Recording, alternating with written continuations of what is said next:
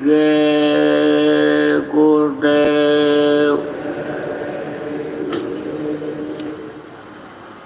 जय गुरुदेव नाम किसका,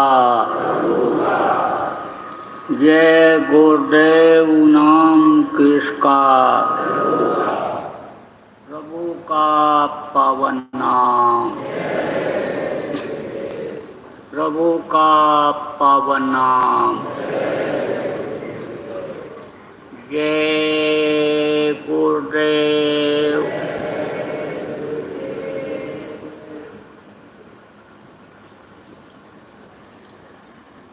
सर्वसमर्थ सर्वत्र स्मरणीय परम पूज्य गुरु जी महाराज, उपस्थित सभी साधक सत्संगी जन, बच्चे एवं बच्चियों, आज 28 जून 2020 साधन भजन का समय, सायंकाल की बेला, उज्जैन आश्रम। जब उस मालिक की दया कृपा मेहरबानी होती है तभी इस समय पर आश्रमों पर लोगों का आना जाना होता है। और जब भाव ऐसे उत्पन्न होते हैं कि ध्यान भजन में बैठा जाए, सत्संग को सुना जाए, ग्रहण किया जाए और अमल किया जाए, तब विशेष दया समझना चाहिए। आप देखो, जगह जगह स्कूल बने हुए हैं और उन स्कूलों में बच्चों को पढ़ाया जाता है। छोटे बच्चे घर में खेलते रहते हैं, माँ बाप की गोदी में भी बैठ जाते हैं, गले से भी लिपट जाते हैं, प्यार करते हैं माँ बाप से, परिवार से, उनसे प्यार करते हैं। वो प्यार और वो आज़ादी स्कूल में तो मिलती नहीं है, क्योंकि एक ही बच्चा जिसका रहता है वो बहुत ही प्यारा होता है परिवार का। और कई बच्चे होते हैं तो प्यार बढ़ जाता है। ऐसे जो टीचर होते हैं, अध्यापक होते हैं, शिक्षक होते हैं, वो होते तो इसी तरह से आने समझो परिवार वालों की तरह से, पिता की तरह से ही होते हैं। और जो इस तरह से होते हैं, जिनके भाव अच्छे रहते हैं और दूसरों के बच्चों को भी अपना बच्चा मान करके पढ़ाते हैं, प्यार देते हैं, वो महान होते हैं।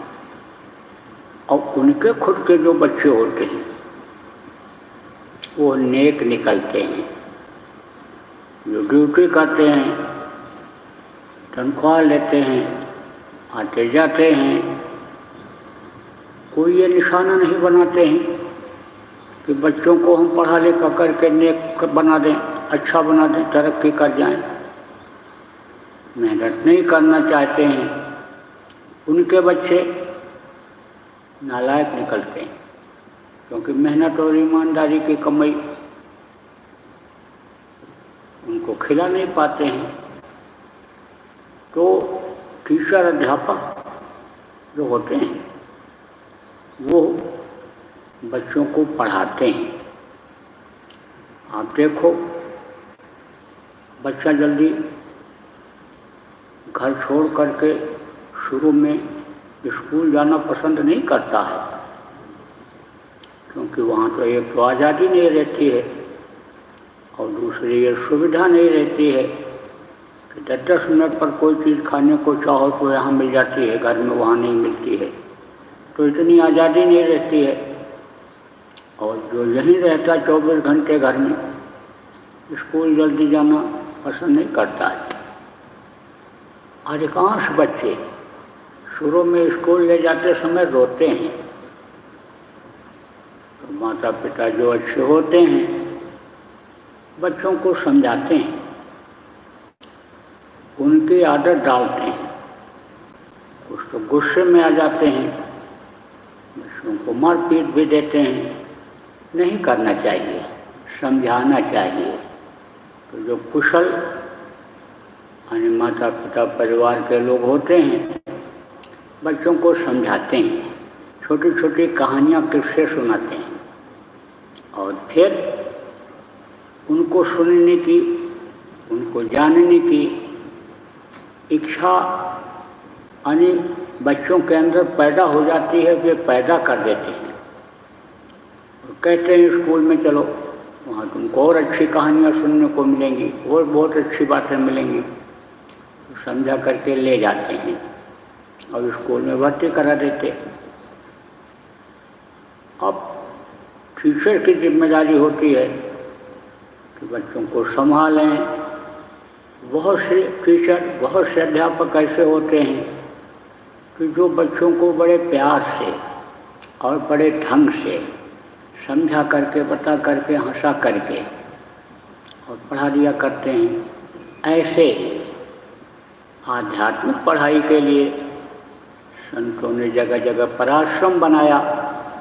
जैसे स्कूल का नियम है, घंटी बजेगी, प्रार्थना होगी और उसके बाद फिर क्लास शुरू होगा। 1 घंटे, 2 घंटे, 3 घंटे बजते ही दूसरे टीचर आ जाएंगे, वो पढ़ाएंगे। जब छोटे बच्चों के स्कूलों में घंटी बजती है, जहाँ अलग अलग विषयों की पढ़ाई नहीं होती, तब समझो बच्चों के खाने की छुट्टी होती है, शाम को फिर घंटी बजती है तो छुट्टी हो जाती है, अब घर चले जाओ। ऐसे आश्रमों का नियम अन्य समझ लो कि बनाया गया। और जहाँ पर आश्रमों के नियम अच्छे बने हुए हैं, जहाँ नियम संयम पर ध्यान दिया जाता है, जहाँ लोग पालन करते हैं, वहाँ समझ लो लोगों को ज़्यादा लाभ मिलता है। जैसे जिस स्कूल का नियम पक्का है, जिस स्कूल में अनुशासन है, उस स्कूल के बच्चे पढ़ करके देखो टॉप कर रहे हैं। और भी बच्चे हैं लेकिन वो टॉप कर रहे हैं। तो ये आश्रम जो बनाए गए आध्यात्मिक पढ़ाई के लिए।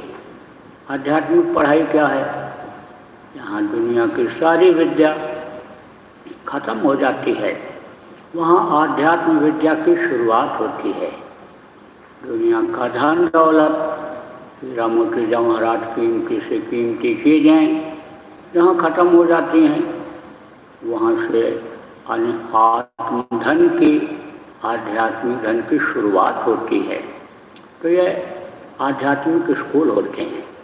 तो जैसे यानी बाहर के स्कूल, आश्रम के बाहर के स्कूल जगह जगह बच्चों को पढ़ाने के लिए होते हैं और वो किस्सा कहानी दृष्टांत सुनाते हैं।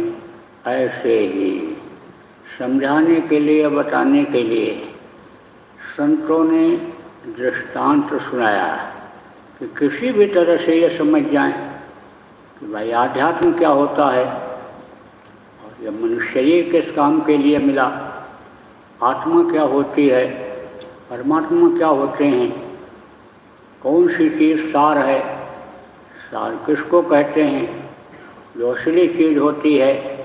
कहते सार सार को गए रहे थोथा दे उड़ाए।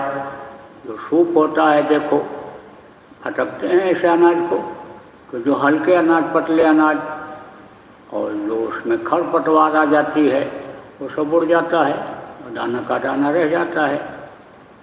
तो इन चीज़ों की सारी जानकारी यानी दृष्टांत के द्वारा अन्य समझो कि संतों ने लोगों को कराया।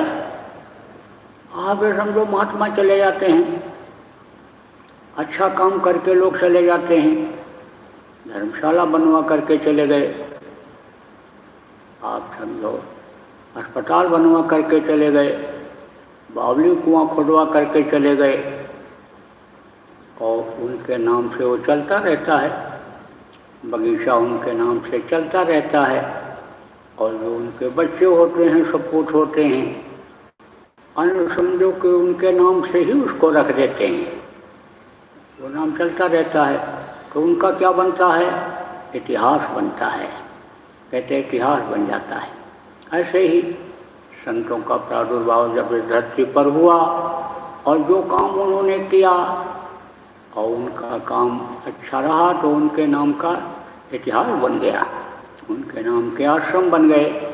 जैसे गुरु महाराज ने बहुत मेहनत किया जीवों के लिए, जीवों के भलाई के लिए, जीवों को नरक 84 से बचाने के लिए, और मेहनत करके बहुत से जीवों को नरक 84 से बचाया भी और अपने घर पहुंचाया। तो गुरु महाराज के नाम का इस आश्रम पर, बाबा जय गुरुदेव आश्रम पर उज्जैन में आज आपको मौका मिला सुनने का और मुझको कुछ सुनाने का, तो आज का समय और यह स्थान जीवन का महत्वपूर्ण माना जाएगा। अब मैंने अभी आपको बताया कि अपने घर जाने का रास्ता बताया, अपने घर लोगों को पहुंचाया, तो आप जो ज़्यादा सत्संग नहीं सुने हो, आप कुछ ही बार सुने हो, पहली बार आए हो, तो आपको ज़्यादा जानकारी नहीं है, और जो कई बार सुने हो, अपने घर और पराए घर के बारे में आपको बताया गया है कि भाई ये दुनिया संसार जिसमें आप रहते हो ये आपका घर नहीं है, और इसी घर में बहुत से लोगों के पिता दादा भी रहे और एक दिन छोड़ करके चले गए। आप देखो इसी धरती को जोता बोया, इसी पर अन्न उगाया, इसी का फल खाया, अपना कहते कहते चले गए। धन दौलत गाड़ी घोड़ा यह सब छोड़ करके चले गए। तो यह सत्य है कि जो आता है इस धरती पर, मनुष्य शरीर में पैदा होता है, उसको दुनिया संसार छोड़कर धन संपत्ति जो भी इकट्ठा करता सब छोड़ करके जाना ही पड़ता है। यहाँ की कोई भी चीज़ इतिहास बता रहा है, आप समझो कि वेद पुराण बता रहे हैं कि यहाँ की कोई भी चीज़ कोई ले ही नहीं जा सकता है, और न लेकर गया है और न लेकर जाएगा, क्योंकि जिस रास्ते से ये जीवात्मा शरीर को चलाने वाली शक्ति उतारी गई, बहुत ही पतला, बहुत ही धीना रास्ता, और उसी रास्ते से ऊपर जाएगी। शरीर जब छूटेगा उसी रास्ते से निकलेगी। तो जब पतला रास्ता जीवात्मा को उतारा गया, पतले रास्ते से उतारा गया, तो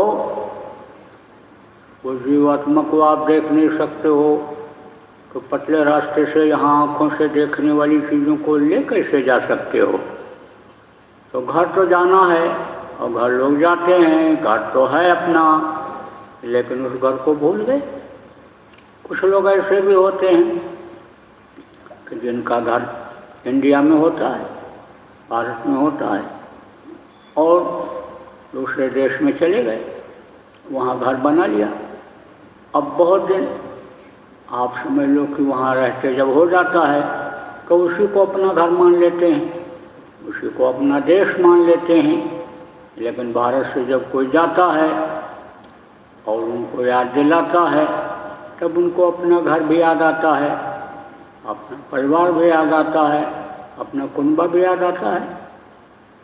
मैं आपको बताऊं, ऑस्ट्रेलिया में हमारा सत्संग का कार्यक्रम था, लोगों ने प्रचार किया, तो एक जोड़ा पति पत्नी का उधर से जा रहा था, धार्मिक विचारधारा के थे।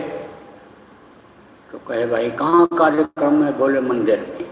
चलो चलते हैं, सुन लेते हैं। कहाँ से आए हैं? भारत से आए हैं।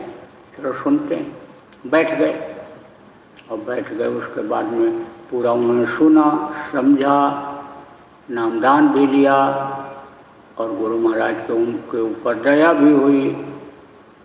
उनको ध्यान में, भजन में, दोनों में दया मिली, अनुभव भी हुआ। ठंडी बहुत थी, ठंडी इतनी थी कि बर्दाश्त से बाहर। तो मैं तो वहाँ से चल आया, बाहर गाड़ी में हीटर चल रहा था, बैठ गया। बाकी लोग भोजन खाने लगे। वो भोजन नहीं खाए, मेरे ही पास आए और मुझसे बोले कि हम आपसे मिलना चाहते हैं, कहाँ ठहरे हो? मैंने पता बताया उनको। दूसरे दिन वहाँ पहुँच गए। और जब वहाँ पहुँचे तो अपनी कुछ बातें को समस्याएँ आने समझो कि उन्होंने आने समझो के रखी और गुरु महाराज के दया से जो समझ में आया उनको बताया गया। तब उन्होंने इस बात को कहा कि मैंने पूछा आपका जन्मभूमि कहाँ है, मूल स्थान कहाँ है? तब मैंने बताया। तो बोले कि आपकी बोली सुन करके ऐसे समझ लो कि मुझे याद आ गया कि ये हमारे यहाँ के हैं। आपकी बोली बानी आने समझो हमारे भाई साहब जैसी है। तो उसने कहा आपके भाई साहब कहाँ के हैं? बोले बस्ती के। जब मैंने बताया मैं बलरामपुर का हूँ, वहाँ मेरी पैदाइश है। तो उन्होंने कहा मैं बस्ती का हूँ, लेकिन मैं बहुत बचपन में चला आया था, तो मैं तो वहाँ का बिल्कुल भूल ही गया। लेकिन मेरे भाई साहब आते जाते थे मेरे पास, तो ऐसा ही बोली बोलते थे। उनका बोलने का टोन ऐसा ही था। तो मैं तो कहा ये तो हमारे उधर के लगते हैं। तो मैं बैठ गया और मैं सुनने लग गया। तो अब आप समझो इस बात को कि बोली बानी यानी समझो कि यानी जब वो सुनाते हैं वहाँ के चर्चा संत सुनाते हैं अपने देश की और अपने घर की, तो जीव आकर्षित हो जाता है, उसका असर पड़ जाता है। और किस्सा कहानी सुना करके जब याद दिलाते हैं कि तुम्हारा यह घर नहीं है, तब घर याद आता है, लेकिन फिर भूल जाता है। यानी आप ये समझो कि आदमी को फिर भूल जाता है और सुनने के बावजूद भी उसी घर को सजाता संवारता है कि जो उसका मुसाफिर खाने की तरह से है। यानी समझो मुसाफिर खाना किसको कहते हैं? ट्रेन पर बैठने के लिए आप जाते हो, जहाँ ठहरते हो, थोड़ी देर इंतज़ार करते हो बैठ करके, उसको मुसाफिर खाना कहते हैं। इंग्लिश में वेटिंग रूम कहते हैं। तो ये तो वेटिंग रूम की तरह से आप ये समझो कि यह संसार यानी आए किया विश्राम, जैसे ये विश्राम स्थल होता है। रोड पर चलते चलते आदमी को थकावट आ गई तो रोड के किनारे जगह जगह पर विश्राम स्थल बने रहते हैं, वहाँ रुक जाता है, आराम कर लेता है। रात हो गई तो सो जाता है। बहुत से लोग विश्राम स्थल अपनी तरफ से बनवा देते हैं, धर्मशाला अपनी तरफ से बनवा देते हैं। यहाँ आदमी आवे और रात को रुके और सुबह चला जाए। धर्मशाला किसी का घर हो सकता है या वेटिंग रूम किसी का घर हो सकता है। ऐसे ही ये दुनिया का घर और ये दुनिया जब ये निश्चित है कि छोड़ करके जाना है, तो ये किसी का घर नहीं हो सकता। ये दुनिया किसी की अपनी नहीं हो सकती है। और इसको अगर कोई सोचता रहे, समझता रहे कि ये मेरा है, तो ये सबसे बड़ा भ्रम और भूल है। अब जब बार बार जब समझो की आदत सुनने की और भूलने की पड़ जाती है, तब उनको कुछ सोचना पड़ता है। किसको सोचना पड़ता है? पढ़ाने वाले मास्टर को, आप समझो कि संतों को, आध्यात्मिक ज्ञान कराने वालों को सोचना पड़ता है तो क्या करते हैं फिर उस तरह की यानी दृष्टांत सुनाते हैं, किस्सा कहानी सुनाते हैं, या नहीं समझ में आता, अमल नहीं करता है तो यानी भान कराते हैं, ज्ञान कराते हैं। तो आप लोगों को दृष्टांत में पहले भी सुनाया गया कि कबीर साहब यानी समझ लो कि जीवों को अपने पकड़े। आपको यह भी सुनाया गया कि ऊपरी लोगों के जीव यहाँ पर आए और फंस गए, निकल नहीं पाए। बहुत से ऐसे भी संस्कारी जीव जो स्वर्ग और वैकुंठ उनसे ऊपर के लोगों के यहाँ पर फंसे हुए, तो सबसे पहले समझो कि उन पर वो दया करते हैं जो साफ सुथरा होते हैं, जिनका निर्मल मन होता है, जिनकी इच्छा समझो कि जगती है, जिनको थोड़ा ज्ञान होता है कि मालिक है और मालिक से मिलना चाहिए, तो उन पर जल्दी दया हो जाती है। तड़प को समझ जाते हैं कि किस तरह के समझो कि इसके भाव हैं, किस तरह से इसके अंदर भक्ति है, किस तरह से चाह है, किस तरह से समझो कि इसके अंदर जिज्ञासा है। तो दुनिया संसार में बहुत से लोग हैं और लोगों ने अलग अलग देश बना लिया, अलग अलग धर्म बना लिया, लेकिन जीव तो एक ही है और जीव उस मालिक के ही हैं, जो भी हैं उसी के बंदे हैं। चाहे वो खुदा बोलने वाले के अंदर हो, चाहे वो गॉड बोलने वाले के अंदर हो, चाहे राम कृष्ण बोलने वाले के अंदर हो, किसी के भी अंदर हो, जीवात्मा तो वही है। तो आप समझो कबीर साहब ने दया किया, किसके ऊपर दया किया? जिसके अंदर कभी कभी इच्छा पूर्ण जगह करती थी कि भाई मालिक को प्राप्त किया जाए, समझो कि उसको देखा जाए, सुना जाए, समझा जाए। इतना ज्ञान कराने वाले तो उसको मिले थे कि भाई वो परमात्मा है और वो लोगों को मिलता है। अब कैसे मिलता है, क्या होता है, यह जानकारी तो नहीं करा पाए। ये जरूर बताए कि जब मुर्शिद कामिल मिलते हैं, जब सच्चे गुरु मिलते हैं, तब उसका दर्शन दीदार होता है। आप ये समझो जैसे किसी को मुक्का मारा जाए तो कहा जाएगा मार लगी, चोट लगी, हाँ लगी। तो इसको दिखाओ, दिखा नहीं सकता। चख के बताओ कैसा लगा, तो चख के बता नहीं सकता है।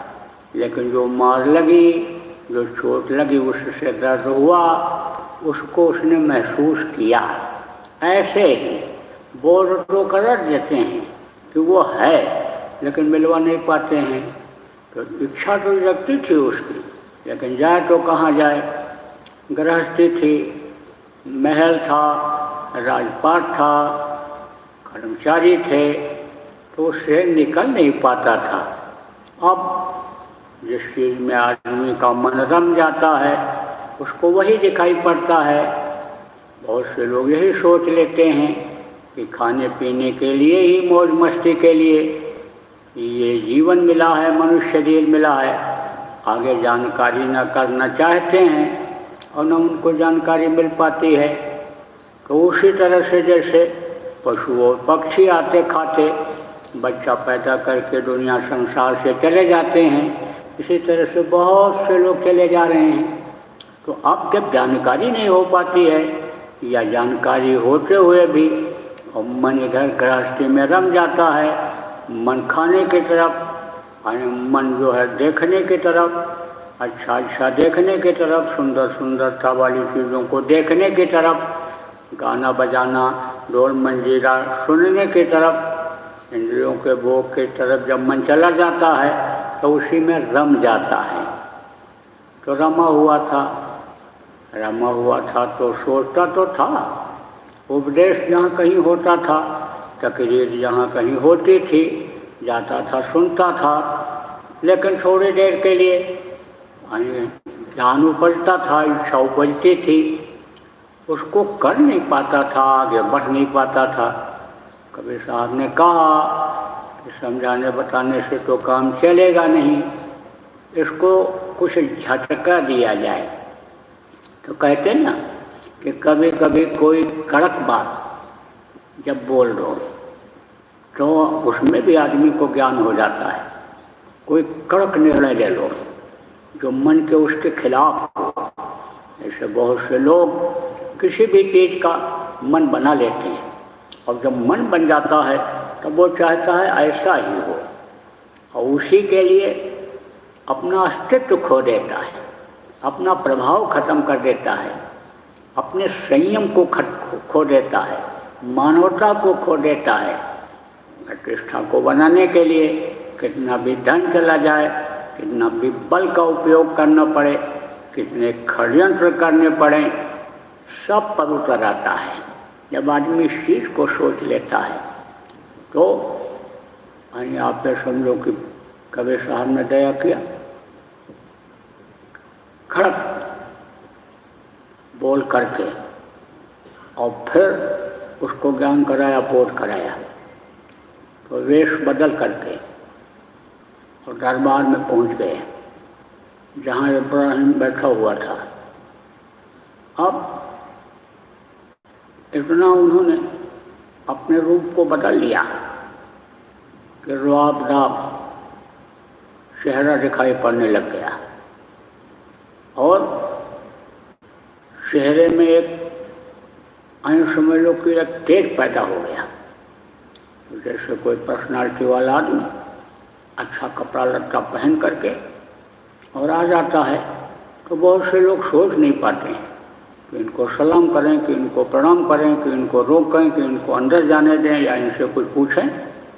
और पेट ठिठक यानी जब वो अंदर चला जाता है तो दरवाजे पर जो खड़ा रहता है, गेट पर जो खड़ा रहता है, वो भी सोचता है भाई कोई पर्सनालिटी वाला आदमी है तो कौन है, क्या है, पीछे पीछे भले चले जाए, कहाँ आया कहाँ जा रहा है, लेकिन रोकने की जल्दी हिम्मत नहीं करता है। ऐसे ही दरबारियों ने रोकने की हिम्मत नहीं किया और दरबार में ये पहुंच गए। दरबार लगा हुआ था, बड़ा हंसी खुशी का माहौल था उस समय पर। समझो जब राजकाज का काम देख लिए होते थे राजा और बादशाह, तब थकावट को मिटाने के लिए विदूषकों को बुलाते थे। विदूषक किसको कहते हैं कि जो थकावट को दूर करते हैं हंसा करके, किस्सा कहानी दृष्टांत सुना करके, अन्य राजा को खुश किया करते हैं। ऐसा ही माहौल था। तब तक के पहुँच गए और कहा सराय में कौन रहता है। लोगों ने कहा है ये कौन आ गया, इसको सराय कहने लग गया। सराय उसी को कहते हैं जिसको धर्मशाला कहते हैं, विश्राम स्थल कहते हैं। रात को आओ, शाम को आओ, रात में रुको, सुबह चले जाओ। तो लोगों ने कहा आप कौन हो, कहाँ से आए हो, यहाँ कहाँ सराय खोज रहे हो। ये तो बादशाह का महल है, यहाँ पर बादशाह रहते हैं। ये तो बादशाह का महल है, ये दरबार है बादशाह का, यहाँ कहाँ सराय है। यहाँ कोई सराय नहीं है, गलत जगह पर पहुँच गए। बोले जवाब दो, तुम न जवाब दे पाओ तो बादशाह जवाब दे, रहता कौन है इस सराय में। फिर लोग बोले, जबान रोक कर बात नहीं करता है, मालूम नहीं है कि राजा के दरबार में तो खड़ा है, राजा के राज्य में खड़ा है, बादशाह के दरबार में खड़ा है, और बादशाह को भी हुक्म कर रहा है। मालूम नहीं तुझको, खूब मालूम है, मैं जो कहूँ उसका जवाब दो। राजा बादशाह भी जवाब दे। तब बादशाह ने कहा ये मेरा महल है और मेरा ये दरबार है। कहते हैं ना कि और कोई आग हो तो आप हो पानी, और जानकर अनजान हो सोई है ज्ञानी। अगर किसी को गुस्सा आवे और दूसरा चुप हो जाए तो समझ लो कि उसकी जीत हो जाती है, और अगर किसी को गुस्सा आया और आपने गुस्से से जवाब दिया तो कोई ज़रूरी नहीं है कि आप जीत जाओगे। उसका गुस्सा तेज हो गया तो गाली गलौज भी कर देगा, थप्पड़ भी मार देगा, हाथ पैर भी तोड़ देगा। इसलिए कहा गया गरम लोहे को ठंडा लोहा काटता है। गरम लोहे से गरम लोहा नहीं कर सकता, लेकिन जो ठंडा चीनी होता है, समझो काटने की चीज़ जो ठंडी होती है, वो मोटे से मोटे गरम लोहे को काट देती है। इतनी बड़ी चीनी होती है, इतना मोटा लोहा होता है, और गरम कर दो तो फट से काट देगा थोड़ी देर में, फटाफट कटता चला जाएगा जहाँ लगेगा। और लोहे के ऊपर अगर लोहा चीनी की पट को मारो तो आग निकलेगी, कटेगा नहीं जल्दी। तो राजा ने सोचा कि भाई ये जब गर्म है तो हमको ठंडा बोलना चाहिए। तो कहे देखो भाई, आप कोई भी हो, कहीं से आए हो और आप सवाल कर रहे हो, तो आपको मैं जवाब दे रहा हूँ, ये मेरा महल है और ये मेरा राज दरबार है और इस महल में मैं रहता हूँ। तब उन्होंने कहा कि ठीक है, अब तुमने जवाब दिया, लेकिन अब मैं तुमसे पूछना चाहता हूँ बादशाह कि तुम इसमें कब से रहते हो? बोले जब से पैदा हुआ तब से रहता हूँ। बोले इससे पहले कौन रहता था? बोले मेरे पिताजी रहते थे। उनसे पहले कौन रहता था? उनके पिताजी रहते थे। तब उन्होंने कहा कि जब इतने लोग आए और रह करके चले गए तो ये सराय नहीं है और क्या है? धर्मशाला, वेटिंग रूम ये नहीं है तो और क्या है? वहाँ भी तो ऐसे ही आते हैं और चले जाते हैं। तो तुम इसको अपना महल कैसे कहते हो? तुम इसको अपना दरबार कैसे कहते हो? इसी दरबार को आने समझ लो कि आपके पिता भी लगाते रहे, इसी सिंहासन पर वो भी बैठते रहे। तो अब ये बता बादशाह कि वो कुछ लेकर गए यहाँ का? सोना चांदी हीरा मोती तो उन्होंने मार काट करके आने रखा होगा, कटले आम खरा करके लूट करके ले आए होंगे, लड़ाई करके जीत करके ले आए होंगे। लड़ाई में क्या होता है?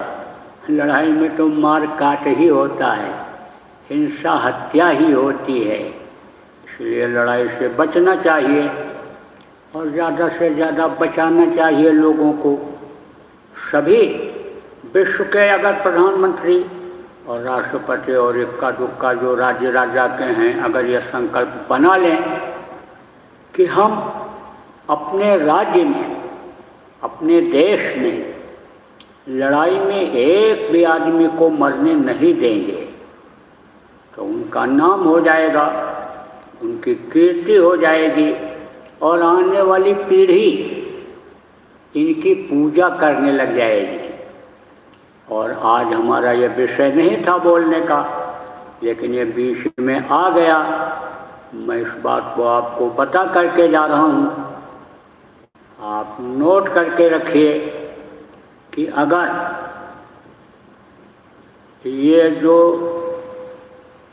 अन्य लोग लड़ाई की तैयारी कर रहे हैं, कत्लेआम की तैयारी कर रहे हैं,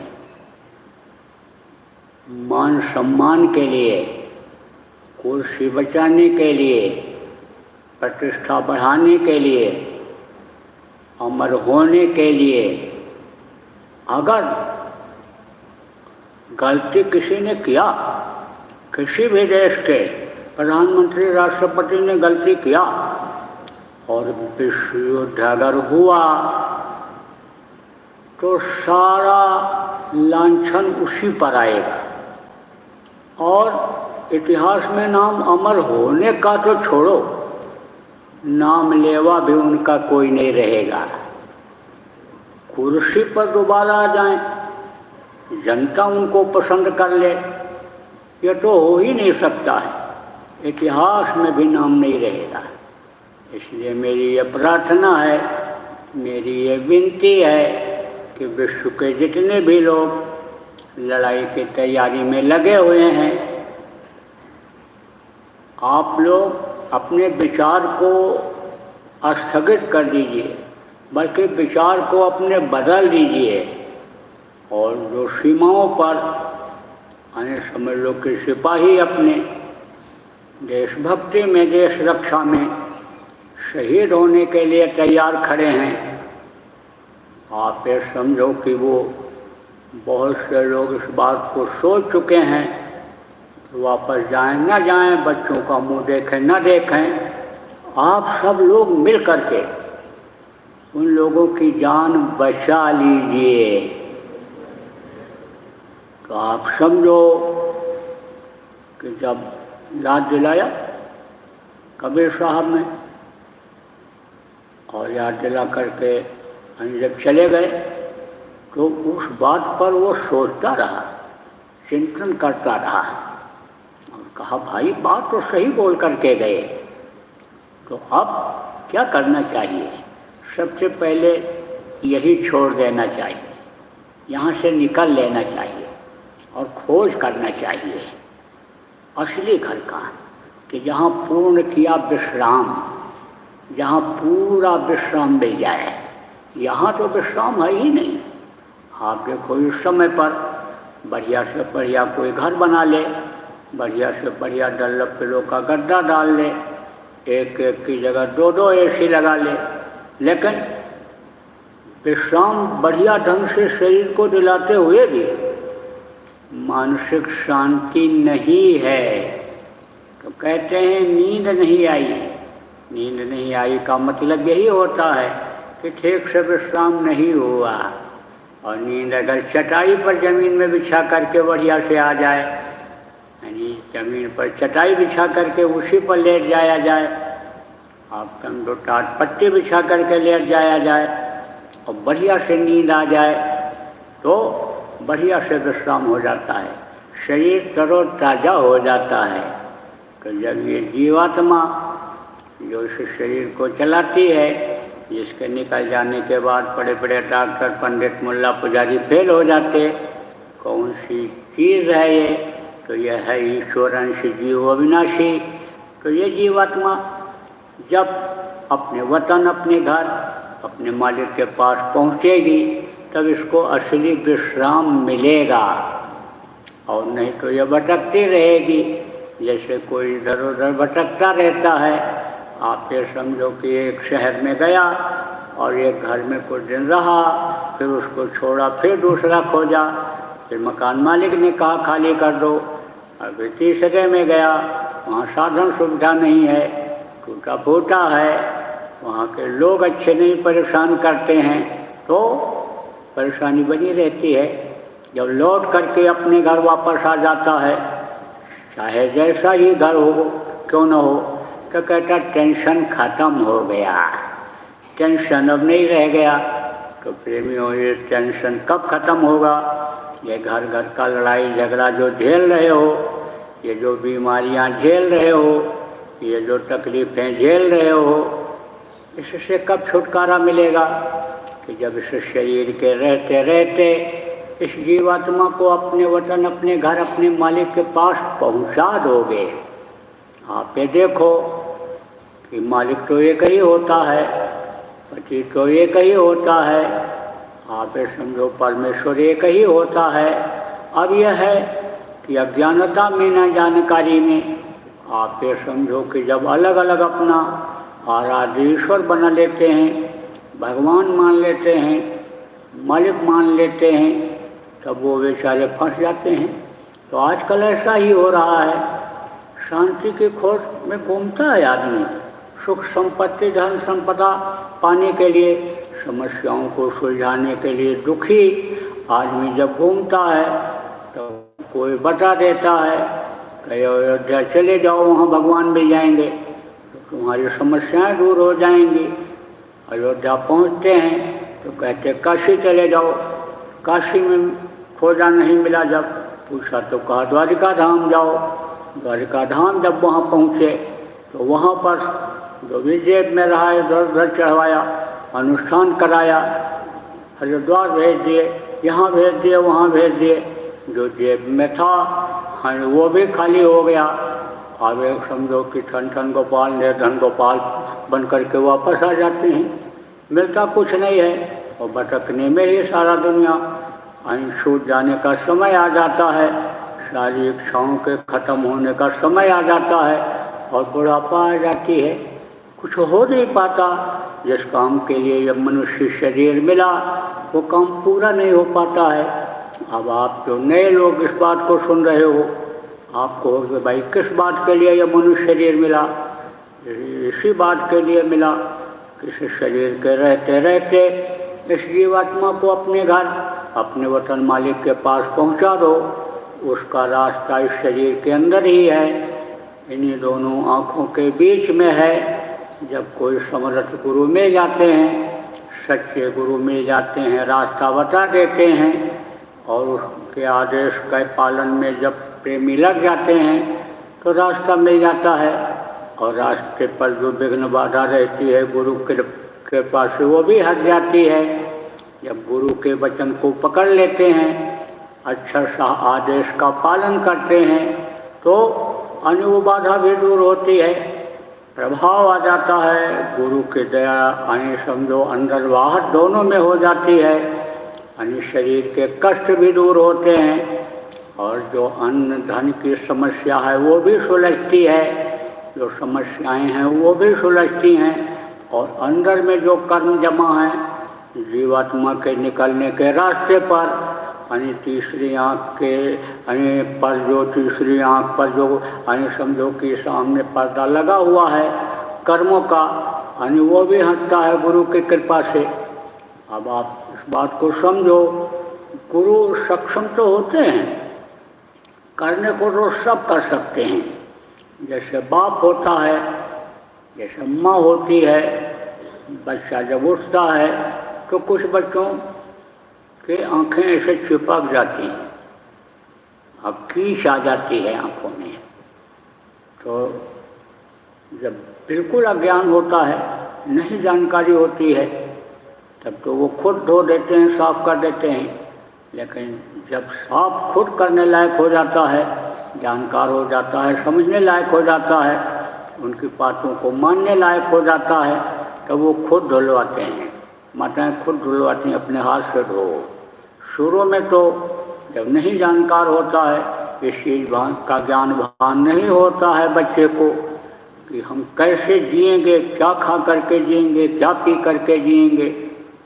बचपने की अवस्था ऐसी होती है, कोई भान नहीं, कोई ज्ञान नहीं होता है।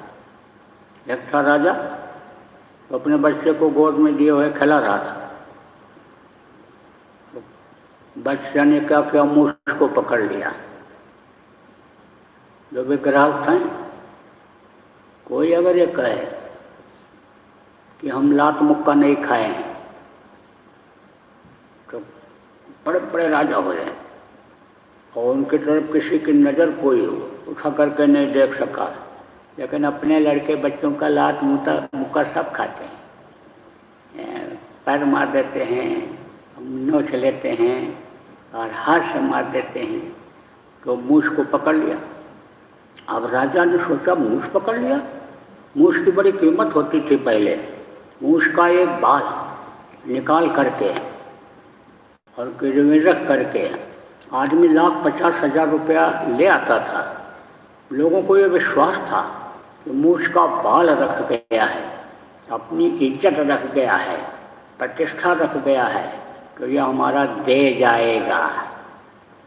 तो मूछ पकड़ लिया।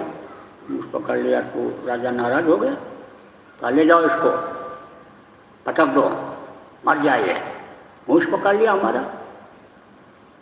तो मंत्री बड़े बुद्धिमान होते थे, राजाओं को सलाह देते थे, और कपटी मंत्री नहीं होते थे, स्वार्थी मंत्री नहीं होते थे। जिस जगह पर, जिस पोस्ट पर उनको रखा जाता था, जो पोस्ट जगह दी जाती थी, मेहनत और ईमानदारी से पूरा निर्वाह करते थे, उस धर्म का पालन करते थे, उस स्थान की मर्यादा को बनाए रखते थे।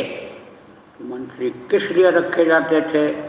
यानी राजा को डायरेक्शन जिसको कहते हैं, दिशा जिसको कहते हैं, देने के लिए, समझाने बताने के लिए, चलाने के लिए, यानी समझो कि यानी मंत्री रखे जाते थे।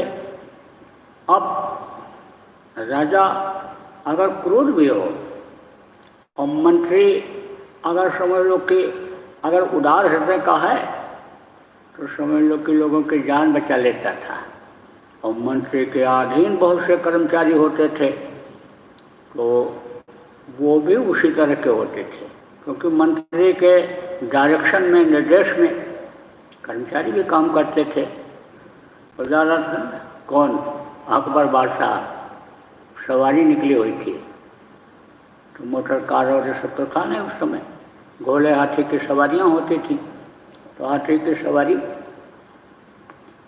करते हुए अन्य समझ लो हाथी की सवारी पर, हाथी पर बैठा हुआ सवारी किए हुए बादशाह जा रहा था और वहीं पर एक शराबी शराब पिए हुए रोड पर पड़ा हुआ था। शराब जब कोई पी लेता है तो मैला में गिर रहे हैं कि कीचड़ में गिर रहे हैं कि कुत्ते बैठे हैं उनके बीच में गिर रहे हैं, होश नहीं पता। कोई होश रहता है, मर्यादा को तोड़ देता है, धन संपत्ति को बेच देता है, यानी आप समझो शराब पिला करके बहुत सी धन संपत्ति लोग लिखा लेते हैं, दस्तखत करा लेते हैं, जाली नोट बना लेते हैं, एग्रीमेंट बना लेते हैं। होश रहता है कुछ नहीं, थोड़ी देर तो हल्का होश रहता है, जब ज़्यादा हो जाता है तो गिर जाता है। तो गिर गया था, लेकिन हल्का हल्का होश था। अब राजा लोग जब चलते थे तब बोला जाता था, बा मुलायजा होशियार, सवारी आ रही है, सवारी आ रही है। डुगडुगी बजती थी, तो डुगडुगी की आवाज़ जब सुना तो डरा हल्का सा ये महसूस हुआ कि राजा की सवारी आ रही है, तो गिर गया नीचे। तो गिर गया तो कहते ना, कोई नशे में हो तो एक थप्पड़ जड़ दो, नशे में आया है, जूता उतारो और लगा दो तो नशा उतर जाता है, होश आ जाता है। ऐसे जब नीचे गिरा तब थोड़ा होश आया, तो वहीं गड्ढा था, गड्ढे में से बोला, जब हाथी पर बैठा हुआ राजा को देखा तो पूरा होश में तो था नहीं, हल्का होश में आ रहा था। अगर मार तेज पड़ती तब तो होश में आ जाता, ऐसे लुढ़का था तो हल्का होश में था, लेकिन नशा था। तब कहता है, ए हाथी सवार, हाथी बेचेगा? ए हाथी हरवार, अरे हाथी बेचेगा? और राजा ने देखा, राजा अगर चाहता उसी समय हुक्म दे देता, काटो इसको, तो सिपाही काट देते, लेकिन सिपाहियों ने जान बचाई। जब तक राजा कुछ सोचता देखता कौन है क्या है, फौरन उसको पकड़ करके ले गए। आप सिपाहियों को मालूम था कि ये बुलाएगा जरूर राजा, अभी नहीं, अभी तो कत्ल होने से मैंने बचा लिया, लेकिन बुलाएगा जरूर, तो बंद कर दिया। और जब सुबह हुआ तो बुलाया बादशाह ने, अकबर ने कहा कि खरीदने वाले को पेश किया जाए। पेश हुआ फटी हालत में ऐसे। तो राजा ने पूछा, बादशाह अकबर ने पूछा, तो हाथी खरीदेगा? हाथी खरीदेगा? बोला, जहाँ पनाह सरकार, जान बख्शो, जान बख्शो। वो हाथी खरीदने वाले रात को ही चले गए। अब वो हाथी खरीदने वाले नहीं रहे, वो जो सिर पर सवार थे, बलवा रहे थे, वो उतर गए। अब जान बख्शो सरकार, अब मैं साधारण इंसान रह गया। तो मंत्री लोग जैसे होते, कर्मचारी वैसे होते थे। तो मंत्री था राजा का, तो कहा भाई लड़का मार दिया जाएगा अभी तो। बोले, जहाँ पना ठहरो, अपने जवान को रोको, सजा को रोको। या ज्ञान है या अबोध है, इसको जानकारी नहीं है, तो जानकारी क्यों नहीं है, क्या है, क्यों नहीं जानकारी है? जब सबको जानकारी है, हमको जानकारी है, इस बात की जानकारी हुई कि हमारी मूछ पकड़ लिया, उसको क्यों नहीं है? बोले अभी दिखाते हैं क्यों नहीं। तो कहा सपेरा बुलाओ, सांप लेकर के आ जाए। तो सांप लेकर के सपेरा आया और कहा नाक को छोड़ो। अब नाक को छोड़ा, छेड़ दिया उसको। सांप ऐसे नहीं काटते हैं जब कहीं दब जाते हैं, या सांप लड़ रहे हैं, या सांप के ऊपर कोई जानवर हमला किए हुए है, अब गुस्से में होता है तब काटता है, ऐसे नहीं काटता है सांप। तो सांप को छेड़ दिया तो गुस्से में हो गया, गुस्से में ऐसे रेंगने लगा। तब मंत्री ने कहा हुजूर अब आप इस सांप को पकड़िए सांप को। बोले सांप कैसे पकड़ेंगे, मर जाएंगे, काट लेगा मर जाएंगे, सांप को पकड़ेंगे तो बच्चे को छोड़ा। और बच्चा देखा बढ़िया खिलौना, फन काढ़े हुए और सांप ऐसे दिखाई पड़ रहा, दौड़ा पकड़ने के लिए। तब उठा लिया मंत्री ने, फौरन उठाया, कहा देखा आपने, यह ज्ञान है, इसको ज्ञान नहीं है। तो बच्चे को जब तक ज्ञान नहीं रहता है तब तक माँ खिलाती है, पिता भी खिला देते हैं अपने हाथ से, लेकिन जब थोड़ा बड़ा होने लगता है तब समझो कि उसको खाना सिखाते हैं। अब ये जरूर है कि समझो कि कुछ खाता है, कुछ फेंक देता है, लेकिन सीख जाता है, सिखाना भी जरूरी होता है। ऐसे ही जो संत होते हैं लोगों की आदत डालते हैं, लोगों को याद दिलाते हैं। क्या याद दिलाते हैं कि भाई तुम्हारा ये घर नहीं है, तुम जहाँ से आए अभी वापस लौट नहीं पाए, और जब तक अपने घर नहीं पहुँचोगे तब तक तुम इसी में फंसे रह जाओगे, और तुम्हारे अंदर जो वो रास्ता है यानी कि जिससे अपने घर पहुँच सकते हो, अपने मालिक अपने प्रियतम के पास पहुँच सकते हो, कि जिसने ही सब कुछ बनाया, जिसने सारी रचना किया, देवी देवता बनाए, अन्य पिंड ब्रह्मांड बनाए, जिन्होंने अन्य लोगों को भी बनाया, और जिनके मसाले से ये शरीर मिला, और जिनकी जीवात्मा तुमको चला रही है, अन्य वही सब कुछ हैं। तो जब उनकी प्राप्ति हो जाएगी, जब वो आपको अपना लेंगे, तब आपको यहाँ कोई चीज़ की कमी नहीं रह जाएगी। जैसे बादशाह होता है, और बादशाह जिसको सम्मान दे देता है, जिसको प्रतिष्ठा दे देता है, तो उसको प्रतिष्ठा सब लोग देते हैं, उसको सम्मान सब लोग देते हैं। जिसको कागज का टुकड़ा मिल जाता है, भारत रत्न मिल जाता है, वीर चक्र मिल जाता है, प्रतिष्ठा चक्र मिल जाता है, अब उसको कोई कहीं भी दिखाता है या बता ही देता है सरकार द्वारा मान्यता प्राप्त है ये, तो उनको साधन और सुविधा मिल जाती है, एक आई कार्ड बन जाता है प्रतिष्ठित कोई, तो उनको कोई रोकता है जल्दी, कहते भाई ये वीआईपी हैं, इनको जाने दो। ऐसे ही यानी न सुविधा चाहते हुए भी, और जिसको भी वीआईपी कहते हो, यानी वेरी वेरी इम्पोर्टेंट पर्सन जिसको कहते हो, आप ये समझो वो कहीं भी जाता है तो न चाहते हुए भी सिक्योरिटी लग जाती है, गाड़ियां खड़ी हो जाती हैं, न चाहते हुए खबर हो जाए कि आ रहे हैं तो न चाहते हुए भी सारी सुविधा, टांग बगले में रहने की, खाने की, गाड़ी लग गई, नौकर लग गए, कर्मचारी लग गए, सलूट करने वाले, सलाम करने वाले सब तैयार हो जाते हैं।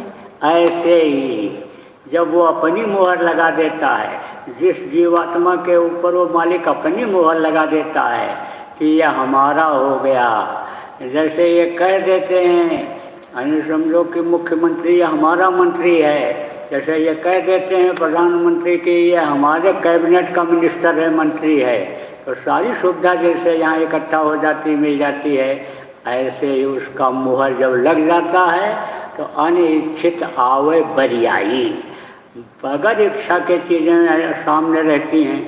आप समझो जैसे बहुत वीआईपी मेहमान होते हैं, यानी समझो कि मुख्य अतिथि होते हैं, उनको खुश करने के लिए कई तरह की सब्जी, कई तरह की मिठाई, कई तरह की चीज़ें लोग पेश करते हैं, आप ये समझो कई कई हजार रुपए का पान पेश कर देते हैं बनवा करके। आप समझो चांदी मड़ा हुआ, चांदी पड़ा हुआ और ये सब चीज़ें आप ये समझो कि वर्क चांदी का लगा करके मिठाई खिलाते हैं, यानी कीमती से कीमती चीज़ की ये खुश हो जाए, खुश करने के लिए।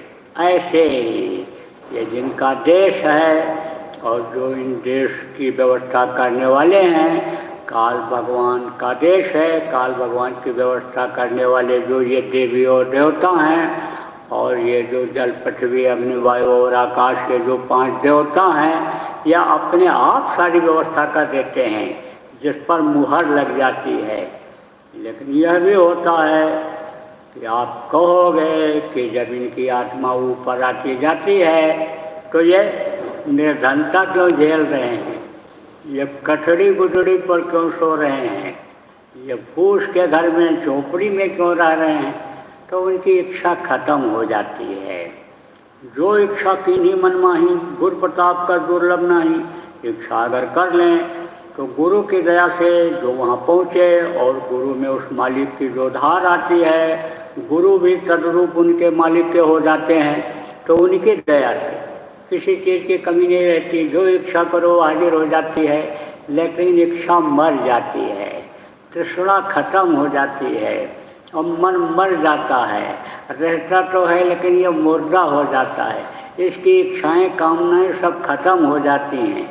इसको मिलते हुए भी स्वाद कोई स्वाद नहीं मिलता है। जैसे किसी को बहरा कर दिया जाए और उसके पास में बढ़िया से बढ़िया बाजा बजाया जाए तो वो क्या सुन पाएगा, क्या उसका आनंद ले पाएगा। आप ये समझो कि किसी को अंधा बना दिया जाए और उसके सामने बढ़िया से बढ़िया सुंदर खूबसूरत अनेक चीज़ रख दी जाए, दिखा दिया जाए, रख दिया जाए, तो दिखाया जाए, रखा जाए, तो क्या देख पाएगा वो। गूंगा है, अब बढ़िया से बढ़िया मिठाई खिलाओ, गुड़ खिलाओ, शहद खिलाओ, कंद खिलाओ, तो क्या बताएगा कि कितना मीठा है। ऐसे ही जब आँख बंद करके साधना किया और जब इधर ध्यान ही नहीं जा रहा है दुनिया की चीज़ों को देखने के लिए, क्योंकि ये दुनिया की चीज़ें अच्छी नहीं लगती हैं, इससे बहुत अच्छी चीज़ें देखने में वहाँ मिलती हैं, इससे बहुत मस्ताना बाजा, सुंदर बाजा अन्य समय जो वहाँ जब सुनाई पड़ता है ऊपरी लोकों में, तो इसको कौन सुनना चाहेगा, कौन इसको चखना चाहेगा। कहते हैं कि जैसे बढ़िया खीर बन गई तो कहते हैं खीर क्या था, अमृत था। अरे क्या खिला दिया, मस्त हो गए। बढ़िया आइसक्रीम खिला दिया, खुशबू रहा तो खुश हो जाते हैं। क्या खिला दिया आइसक्रीम, बिल्कुल अमृत जैसा लगा। अब आप ये समझो कि अमृत की तुलना करता है, लेकिन अमृत ही जब पीने को मिल जाएगा तब वो अन्य अमृत की तुलना वाली चीज़ों को नहीं पसंद करेगा। तो ऐसे ही इधर से ध्यान जब हटता है और उधर लगता है तो संत क्या करते हैं, पहले आदत डालते हैं ध्यान हटाने का, इंद्रियों के घाट पर से मन को हटाने का, और फिर उधर लगाते हैं, याद दिलाते हैं, विश्वास दिलाते हैं कि इससे अच्छा रस वहाँ मिलेगा, इससे ज़्यादा आनंद आएगा, अच्छी चीज़ें दिखाई पड़ेंगी और मन भी उसमें रमेगा, प्रसन्न होगा। तो जब एक बार विश्वास होता है तब आदमी का मुख इधर से मुड़ता है।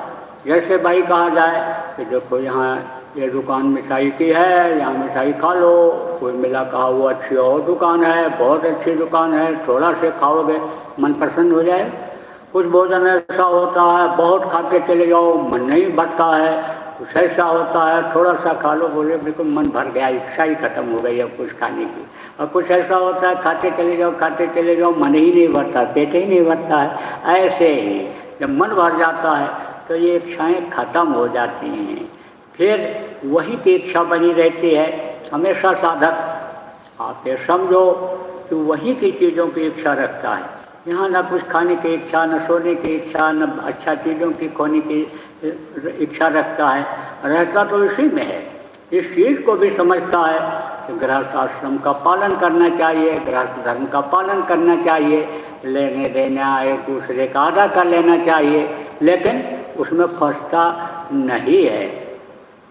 साधना करते हैं, इसमें भगत लोग बैठे हैं, ना पहचान पाओ तो मैं बता दूँ, और मैं कह दूँगा सब बताएगा वो।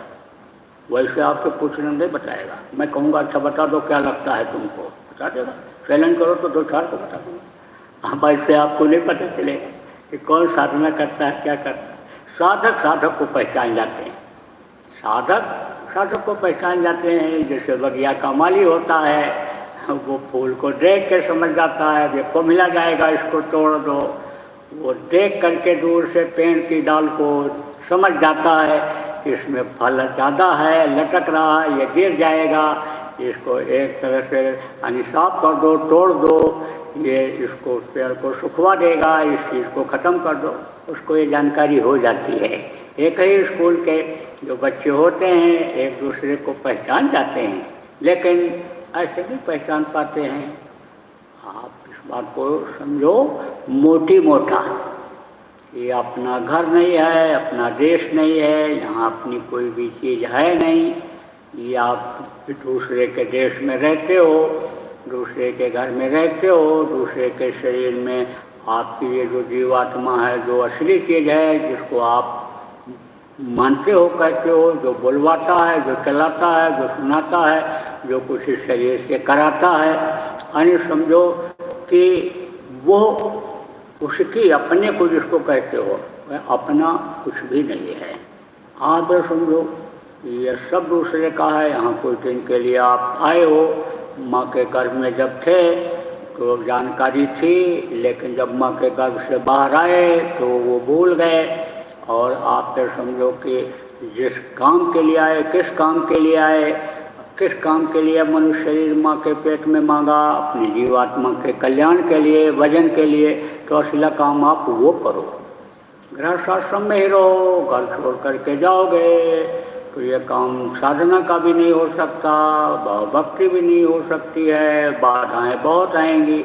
लेकिन गृहस्थाश्रम में रहोगे तो आराम से कर लो। अब यह है कि 22 घंटा आप गृहस्थाश्रम गृहस्थ धर्म का पालन कर लो, और 2 घंटा आप अपने आत्म धर्म का पालन कर लो। आत्मा के ऊपर दया करके इसको अपने वतन मालिक के पास पहुंचा दो। दोबारा फिर दुख के संसार में दुख झेलने के लिए, कष्ट झेलने के लिए आना न पड़े। तो बोलो जय गुरुदेव, जय गुरुदेव, जय गुरुदेव, जय गुरुदेव, जय जय गुरुदेव।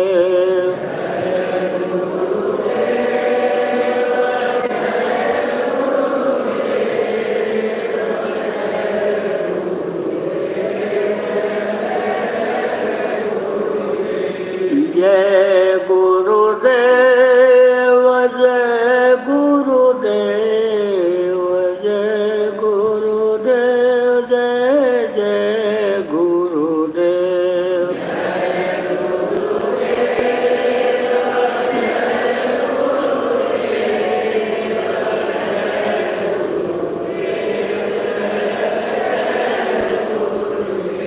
जय गुरुदेव, जय गुरुदेव, जय गुरुदेव, जय जय गुरुदेव।